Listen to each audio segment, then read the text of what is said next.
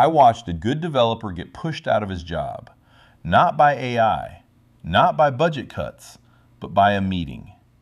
I had been working with him for maybe 5, 6 years.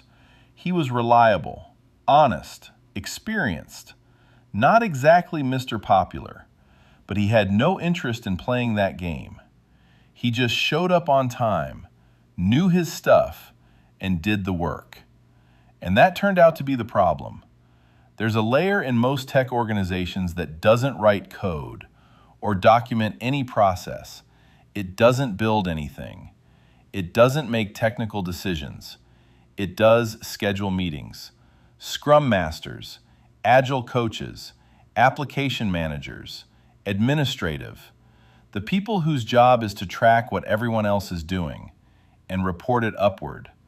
I've sat in those meetings for 30 years, roughly the same structure every time. Someone kicks it off, then the rotation starts. What did you do yesterday? What are you doing today? Any blockers? Notes get taken, status gets reported, and the same meeting happens a few days later. That's the job. For a long time, I accepted it. Somebody had to coordinate. Somebody had to keep track. Somebody had to connect the people doing the work to the people managing the people doing the work. What I didn't understand was what that layer was actually optimizing for.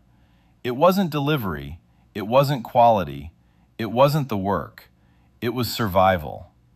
The developer I mentioned, his problem started in a sprint meeting. A new scrum master was trying to hit a deadline she promised her manager, trying to impress her manager. She told him to push the current code to production. He said it wasn't ready. Simple and to the point, no elaboration. He said it clearly, and he said it out loud, in the meeting. She told him to do it anyway. He didn't push the code production because he knew what would happen, that it would create twice as much work for him in the long run. That's what 20 years of doing real work teaches you. Well, she marked it as a failure, filed it upward to management, documented as a developer who didn't deliver, and that report moved up the chain. Nobody questioned it. Nobody asked why. Because it was documented. Because the process said someone failed. And the process rarely asks follow-up questions. What happened next wasn't dramatic.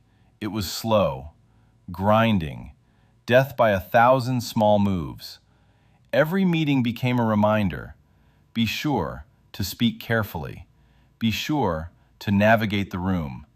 Be sure to protect yourself. Those aren't developer skills. Those are survival skills. And well, he didn't play that game. Some human beings find that game exhausting. So eventually, the system removed him. Here's what I keep thinking about. Everyone says AI is going to replace this middle layer. Run the stand-up, track the status, send the report, all with AI. I see it already starting, and that's true. It can, and it will replace that person. But that's not the whole story, because that layer wasn't just moving information. It was deciding what version of reality got recorded, who got credit, and who got blamed, what the manager heard, and what quietly disappeared. That's not coordination, that's power. And when AI replaces it, that power doesn't go away. It just moves to whoever controls what the AI reports. See, the meeting disappears. The politics don't. But here's the other side of it. The same tools threatening jobs are also breaking the layer that made his life miserable. AI doesn't play politics. It doesn't protect itself, doesn't shift blame. And for the first time, the person doing the work might not need permission to prove it. The meeting goes away, and maybe everything that came with it goes away too. I don't know if that's hope, but it's something.